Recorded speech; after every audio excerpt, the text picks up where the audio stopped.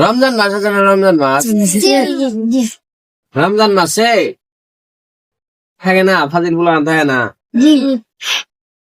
দুই ছাত্র গেছে ঘুরবে নামাজ বাদ দিয়ে, ঘুরবে গেছে এক মসজিদে ইমাম সাহেব নাই, কি নাই, তারাবি নামাজ পড়া নাই না।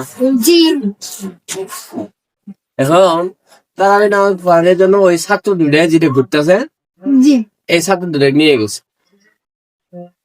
খাবার পরে 27 পারা তো সহজ সহজ না, 27 পারার পর থেকে সহজ পড়া।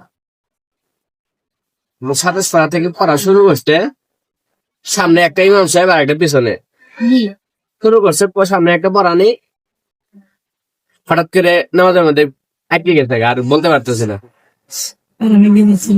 পিছন থেকে কি কয় জানেন?